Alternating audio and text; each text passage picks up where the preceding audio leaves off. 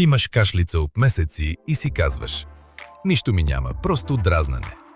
Това е едно от най-опасните вярвания, които чувам от пушачи и хора, живеещи в градовете.